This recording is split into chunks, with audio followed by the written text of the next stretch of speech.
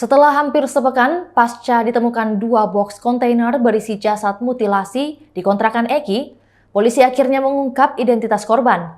Angela Hidriati Wahyuningsi, wanita berusia 54 tahun itu menjadi korban pembunuhan dari Eki Listianto 34 tahun. Keduanya rupanya menjalin hubungan asmara sebelum kejadian mutilasi itu terjadi. Turyono, kakak dari Angela, mengungkapkan awal perkenalan adik perempuannya dengan Eki yang merupakan terduga pelaku mutilasi di Bekasi, Jawa Barat. Pertemuan keduanya itu disebut berawal dari media sosial, namun lama kedekatannya tidak dijelaskan. Perkenalan Angela dan Eki terungkap saat Turyono mencari adik perempuannya yang menghilang sejak Mei 2019.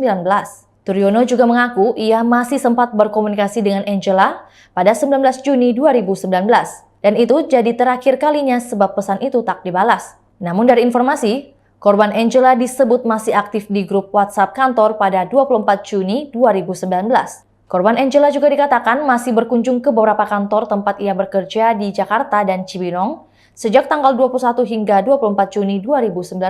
Karena mulai tak ada kabar, Turyono menelusuri keberadaan dan kedekatan Angela dengan seseorang melalui teman kerja saat itu di salah satu supermarket. Temannya menyebutkan, Angela tengah dekat dengan Eki yang saat itu diketahui bekerja di salah satu perusahaan pertambangan. Keluarga pun menemui Eki di Stasiun Gambir, Jakarta Pusat, Juni 2019.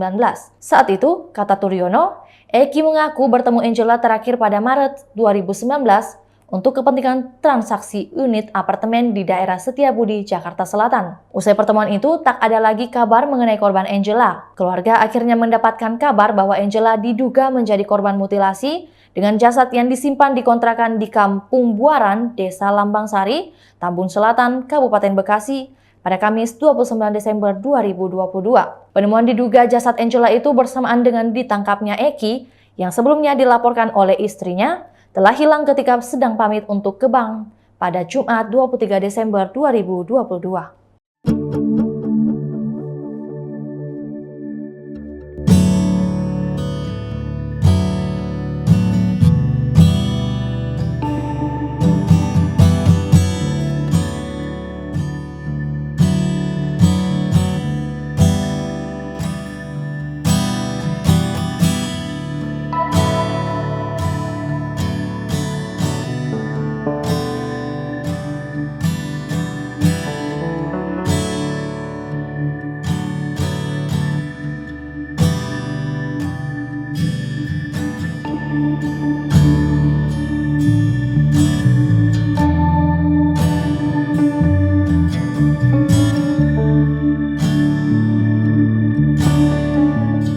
Itulah tadi berita hot news kita pada hari ini. Saksikan berita hot news lainnya hanya di kanal YouTube dan Facebook Tribun Timur.